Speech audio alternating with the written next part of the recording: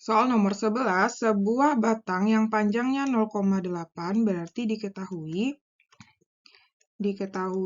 L adalah 0,8 meter. Dan bermasa, berarti massa batang itu MT aja kita buat ya, 1,5 kilo. Berarti nanti kita cari WT-nya adalah M kali G, yaitu 1,5 dikali 10, yaitu 15 Newton. Nah, kemudian besar gaya tegangan tali agar batang berada pada keseimbangan adalah, berarti yang ditanya itu tegangan tali. Nah, di sini berarti ini ada sudut nanti ya, theta. Jadi di sini kita gambar dulu arah gayanya. Di sini ada WT. Nah, nilainya kan 15 Newton. Nah, 15 Newton ini letaknya di tengah-tengah ya. Nah, kemudian ini ada W beban, WB ya. WB sama dengan dia 2 kilo berarti WB-nya 20 Newton, oke. Kemudian di sini ada sudut berarti jabarannya nanti di sini adalah T sin theta. Oke. Kita jadikan di sini porosnya. Nah, ini yang pertama kita putar WT ke sini ya. Berarti kita buat aja diketahuinya dulu RT itu nilainya adalah setengah dari L karena di tengah-tengah kan. Berarti setengah dari 0,8 yaitu 0,4. Kemudian RB itu adalah kalau di sini 0,2 berarti sisanya adalah 0,8 dikurang 0,2 sama dengan 0,6. Kemudian untuk RT sin theta itu RT tegangan tali berarti dari sini sampai sini adalah 0,8. Nah, berarti yang ditanyakan tegangan tali. Nah, karena diputar di situ semua berarti ini yang pertama WT ini berarti tandanya positif karena searah jarum jam ya. Kemudian ini juga positif searah jarum jam dan ini diputar berarti berlawanan jarum jam berarti negatif. Nah, berarti untuk menjawab berapa nilai T itu adalah syaratnya sigma torsi sama dengan 0. Berarti torsi 1 ditambah torsi 2 ditambah torsi 3 sama dengan 0. Torsi satunya adalah WT kali RT ditambah torsi 2-nya adalah WB kali RB ditambah W yang ketiga itu adalah min WT ya, min T sin theta dikali dengan RT sama dengan 0. Berarti kita masukkan angka WT itu adalah 15 kali RT itu adalah 0,4 di tengahnya ya. 0,4 ditambah WB. WB-nya adalah 20 kali RB-nya itu adalah 0,6. Pindah ruas berarti T. Nah, sin theta. Sin theta itu kita cari dengan persamaan demi ya, depan per miring. Nah, sudutnya di sini berarti depannya 0,6. Berarti miringnya kan yang ini nih, segitiga ini kan.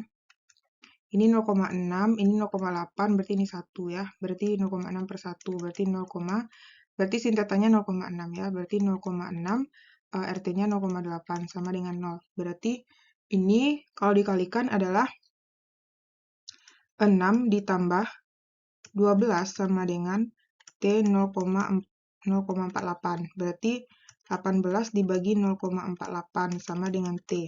Berarti 18 dibagi 0,48 itu adalah 37,5. Nah, dapatlah kita nilai T itu 37,5 yaitu yang E. Soal nomor 12, sebuah bidang homogen memiliki ukuran dan kedudukan seperti gambar berikut. Berarti ini kita gambar, ini bidang 1, ini bidang 2. Oke. Bidang 1 dan bidang 2. Nah, bidang 1 itu pertama, kita garis dulu ya, kita garis itu titik baratnya. Nah, berarti ini nanti, ini juga. Oke, nah jadi yang pertama kita cari dulu yang diketahui adalah A1. A1-nya adalah panjang kali lebar. Panjangnya adalah 1/5 itu 4, dikali lebarnya 3, berarti itu 12. Kemudian A2 kita cari alas kali tinggi bagi 2. Alasnya adalah 6, tingginya dari 3 ke 9 itu juga 6 bagi 2. Coret-coret 3 berarti dapat 18 ya. Kemudian X1. X1 itu berarti yang di tengah-tengah kan ini ya. Jadi 1/5 itu kan 4. 4 dibagi 2, itu 2. Dia karena dibagi 2 ya. Ditambahin dengan angka sebelumnya karena dia tidak mulai dari 0. Berarti jadinya X1-nya adalah 3. Oke. Kemudian Y1-nya adalah setengah dari tingginya itu. 3 kan, setengah dari 3 sama dengan 1,5. Kemudian X2-nya adalah sama ini, dari 0 ke 6 bagi 2, berarti 6 kali setengah, atau setengah kali 6, sama aja ya. Setengah kali 6 sama dengan 3, berarti Y2-nya adalah, nah untuk Y itu adalah, ini ya, sepertiga dari tinggi, karena dia segitiga. Sepertiga dari 3 ke 6 itu adalah 6. Berarti sepertiga dari 6 itu adalah 2. 2, nah masalahnya 2 itu dia nggak, berarti 2 itu tambahin dengan angka sebelumnya. Angka sebelumnya kan 3, berarti jadinya 5 ya. Nah, koordinatnya 5 di sini. Kalau 2 kan nggak mungkin, berarti itu di bawah. Jadi makanya ditambahin dengan angka sebelumnya, oke? Karena di sini X1 dan X2-nya udah sama, berarti nggak perlu kita cari. Yang perlu kita cari hanya lagi Y0, oke? Koordinat Y0 itu adalah A1 kali Y1 ditambah A2 dikali Y2 per A1 ditambah A2. Nah, A1 kita kan 12 dikali Y1 1,5 ditambah A2 18 dikali 5 per 12 tambah 18.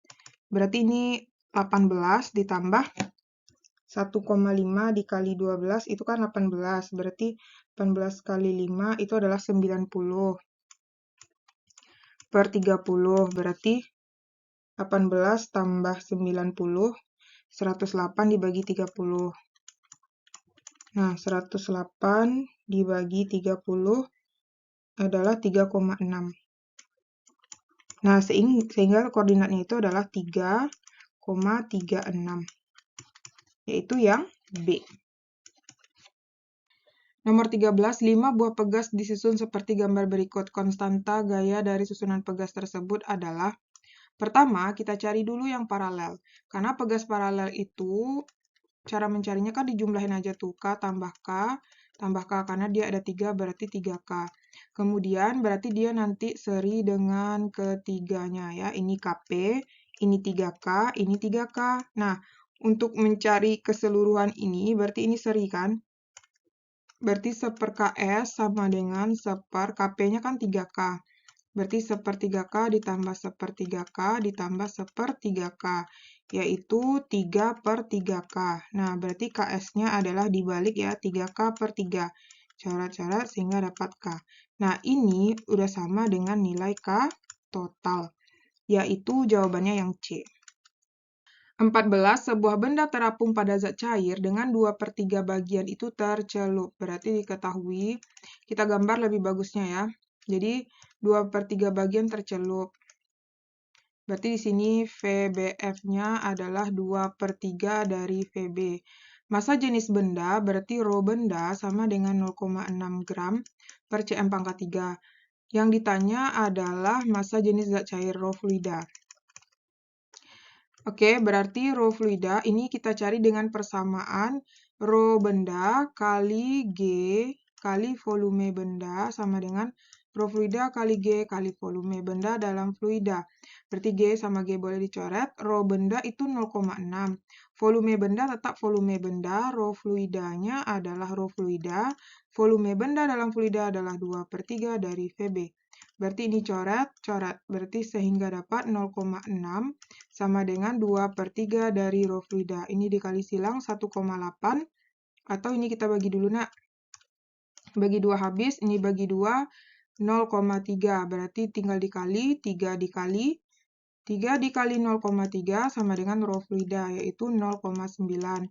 Nah, rho fluida itu kan 0,9 berarti kan. Nah, ini karena dia satunya kilogram, berarti kita kalikan dengan 1000.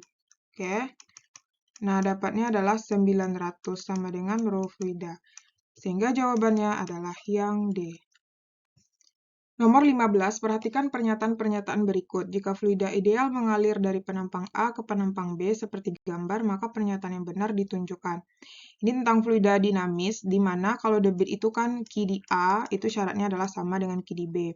Tapi kecepatan di A lebih kecil daripada kecepatan di B. Kenapa? Karena luas penampang di A lebih besar daripada luas penampang di B. Jadi pernyataan yang benar, debit di A sama dengan debit di B, berarti betul. Debit di A ini salah ya. Kecepatan fluida di A lebih besar, salah. Seharusnya lebih kecil kan? Kecepatan fluida di A sama dengan di B, enggak ya. Sehingga jawabannya 1 doang kan, yaitu yang A, 1 saja. Next, nomor 16, tangki diisi air hingga kedalaman 15 meter. Berarti diketahui hanya adalah 15 meter. Sebuah lubang kecil terdapat pada ketinggian 10 meter. Nah, ini kita anggap H2. H2 10 meter. Jadi kita ambil aja meter ya, nggak usah senti nih. Kayaknya ini meter ya. Nah, berarti H1-nya adalah 15 dikurang dengan 10, yaitu 5 meter. Ini ya H1-nya nih. Nah, yang ditanya besar kelajuan, berarti kelajuan, oke? Nah, untuk kelajuan itu kita menggunakan persamaan akar 2 kali G kali H1. Jadi, H1 itu adalah dari atas air ke yang bocor gitu ya. Jadinya, berarti akar 2 kali 10, H1-nya adalah 5. Nah, jadi dapat di sini adalah 100 ya. 100. Akar dari 100 itu adalah 10 meter per sekon, yaitu yang B. Nomor 17, balok es bermassa diketahui massa es sama dengan 50 gram. Bersuhu berarti TS sama dengan 0 derajat Celcius. Dicelupkan pada 200 gram air berarti massa air adalah 200 gram. Bersuhu T air sama dengan 30 derajat. Kemudian, anggap wadah tidak menyerap kalor. Jika kalor jenis air, berarti C air, 1 kalori per gram derajat. Pokoknya itulah ya satuannya 1 kalori gram per derajat Celcius.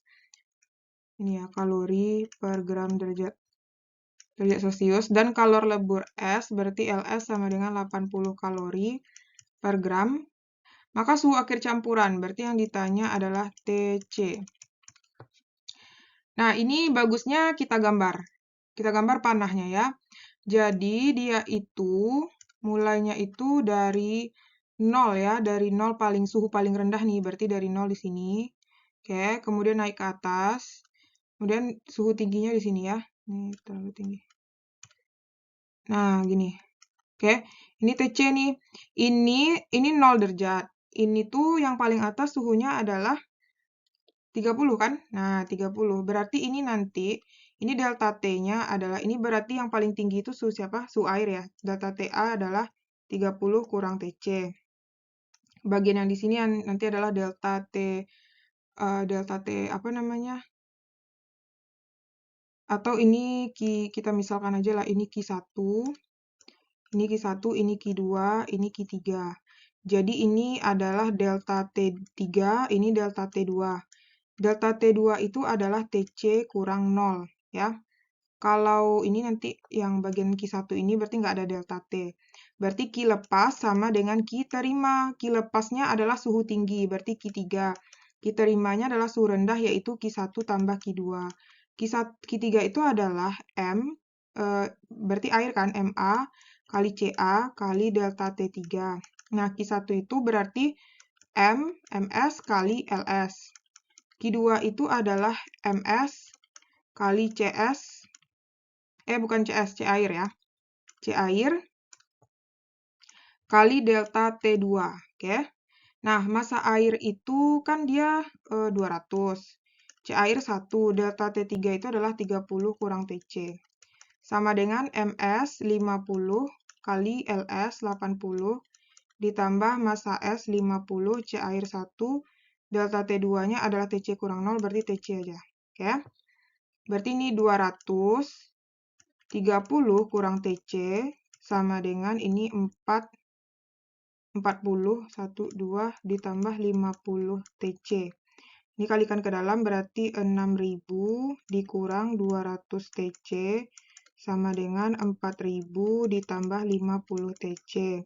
Pindah ruas, 6000 dikurang 4000 sama dengan 50 TC ditambah 200 TC. Jadi ini 2000 sama dengan 250 TC. Berarti jadinya coret-coret nih kan. Berarti kita lanjutin di sini. Jadinya dapat TC itu sama dengan 200 bagi 25. Nah, 200 bagi 25 itu adalah 8 ya. TC sama dengan 8 derajat Celcius. Jawabannya adalah yang D. Soal nomor 18, zat cair dituangkan penuh ke dalam wadah yang bervolume 2 liter. Diketahui P0 sama dengan 2 liter. Nah, dipanaskan hingga mengalami perubahan suhu delta T, yaitu 50 derajat Celcius.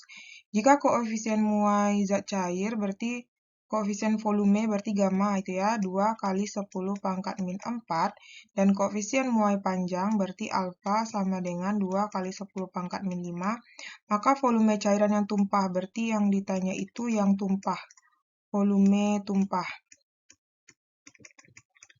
Nah, untuk mencari volume yang tumpah itu, nah bayangkan ya, jadi kalau misalnya adik-adik merebus air, kan isinya nggak penuh tuh. Kalau misalnya penuh pasti tumpah kan, nah airnya tumpah. Nah, jadi yang tumpah ini adalah cairannya terlebih dahulu. Berarti untuk mencari volume yang tumpah, itu rumusnya adalah delta V wadah dikurang delta V cairan. Nah, delta V wadah itu berarti kan P0 kali 3 alfa kan wadahnya. Yang paling banyak tumpah itu kan yang cairan ya. Berarti cairan dulu kita buat. Delta V cairan dikurang delta V wadah. Berarti V0 kali gamma kali delta T dikurang V0 kali 3 alfa kali delta T. Nah, kita keluarkan V0 dan delta T, berarti tinggal gamma dikurang 3 alfa. Ini kita jadikan ke pangkat 4, berarti 2 kali 10 pangkat min 0,2 kali 10 pangkat min 4, biar sama dia pangkatnya ya. Berarti V0-nya 2, delta T-nya 50, gammanya 2 kali 10 pangkat min 4, dikurang 3 kali 0,2 kali 10 pangkat min 4. Berarti jadinya nih 100. Ini dikurangin adalah 2 kali 10 pangkat min 4 dikurang 0,6 kali 10 pangkat min 4. Jadinya 100, berarti 2 dikurang 0,6 adalah 1,4 kali 10 pangkat min 4. Nah, ini kalau kita coret boleh nih. Nih, sisa min 2 ya. Jadinya dapat 1,4 kali 10 pangkat min 2. Itu sama dengan 0,0014 ya. Kan gini, oh ya lebih ya. 0,14 kan 1, 2 gitu kan, min 2. Berarti jadinya 0,014. Nah, kita bulutin 0,014 liter. Jadi jawabannya itu adalah yang C ya, 0,014 liter. 19. Perhatikan pernyataan berikut ini yang berkaitan dengan sifat-sifat gelombang. Pernyataan yang terkait sifat gelombang transversal, berarti kata kuncinya transversal. Gelombang arahnya tegak lurus dengan arah getar, betul. Arah rambatnya sejajar, ini longitudinal ya, longitudinal. Dapat dipantulkan, benar. Dapat dipolarisasikan, benar. Sehingga jawabannya 1, 3, dan 4. Yaitu yang C, 1, 3, dan 4.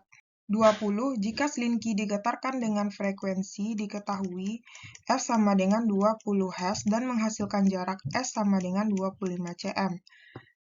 Nah, kemudian pada dua pusat rapatan yang berdekatan seperti gambar, panjang gelombang dan cepat rambatnya adalah, berarti yang ditanya panjang gelombang dan kecepatan gelombang. Nah, jadi dia tuh fokusnya ke dari sini sampai sini aja, berarti ini kan ini sampai sini aja ya. Ini kan 1/4 nih. Ini setengah, ini 1/4. Berarti ini artinya N-nya sama dengan 1 ya. Kalau mencari lambda, itu rumusnya adalah S per N. Nah, 25 dibagi 1 sama dengan 25 cm. Nah, untuk mencari V, itu kita gunakan persamaan lambda kali F. Lambdanya 25 cm. Kita rubah ke meter, berarti 0,25 meter. 0,25 dikali dengan 20. Berarti itu adalah 5 ya. 0,25 dikali 20, sorry. Dikali 20 adalah 5. 5 meter per sekon, yaitu jawabannya adalah 25 cm dan 5. D ya.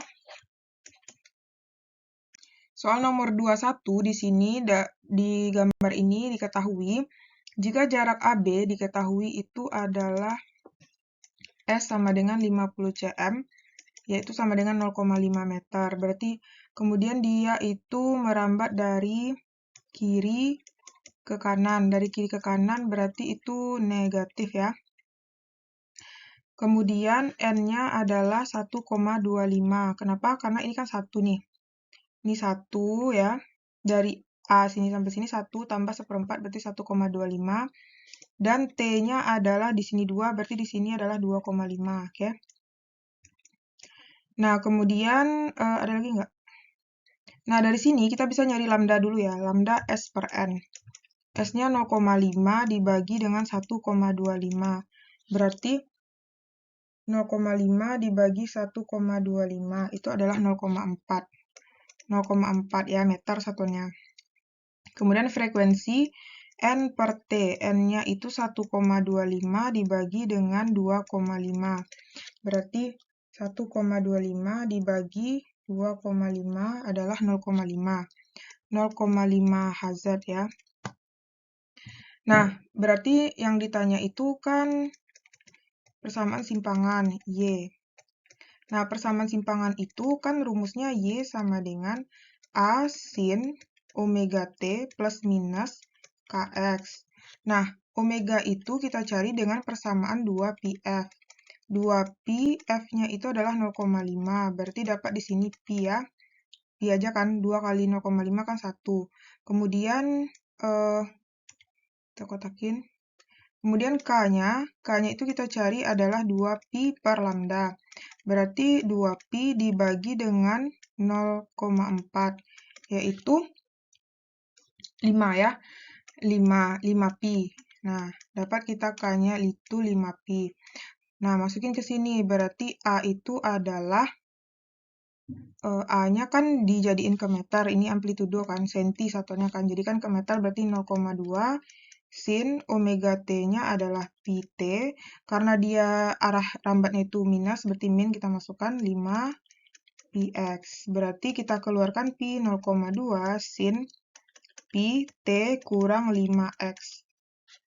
Berarti jawabannya adalah yang A ya, 0,2 sin pi T kurang 5X.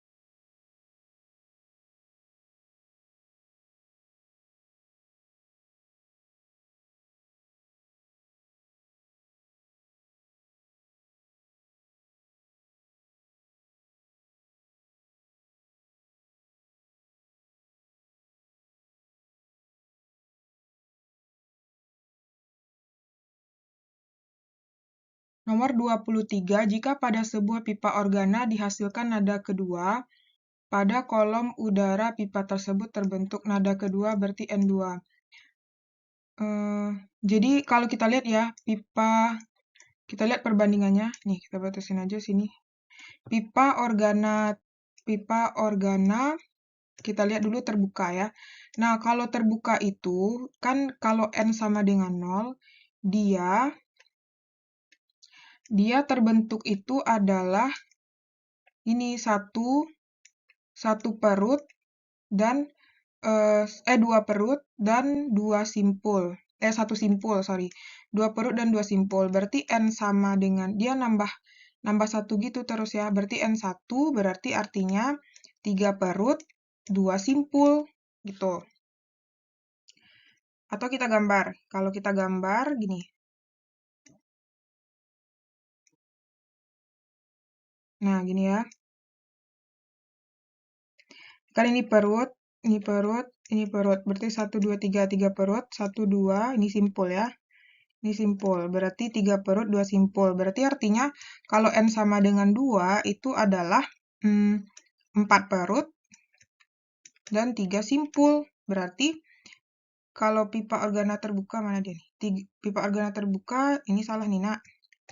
Kalau ini 3 perut dan 4 simpul. Dia nada atas kedua. Berarti 3 perut, 4 simpul, pipa organa terbuka. Ini salah nih. 4 perut, 3 simpul. Ini baru betul. Jadi jawabannya yang E ya. 4 perut dan 3 simpul nih. Oke? 24 sumber bunyi memancarkan bunyi dengan frekuensi diketahui sumber Fs sama dengan 600 Hz saling mendekat dengan pendengar. Berarti saling mendekat, berarti Vp mendekati, itu nanti nilai Vp mendekati sumber, berarti dia adalah positif. Kemudian sumber juga mendekati pendengar, berarti negatif ya. Kecepatan sumber bunyi, berarti sumber bunyi adalah 40 meter per sekon, dan kecepatan pendengar adalah 50 meter per sekon.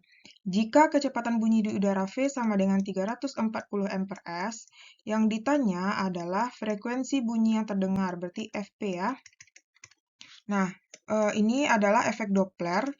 Rumus yang kita gunakan Fp sama dengan V plus minus Vp per V plus minus Vs kali Fs. Berarti V-nya itu adalah 340. Karena Vp-nya itu positif, berarti ditambah 50 per 340 dan Vs-nya negatifkan, dikurang 40 dikali 600. Berarti jadinya 390 per 300 dikali 600. Nah, ini coret, dapat 2. Jadi ini dikalikan adalah 0,780 Hz. Jadi jawabannya adalah yang D, 780 Hz.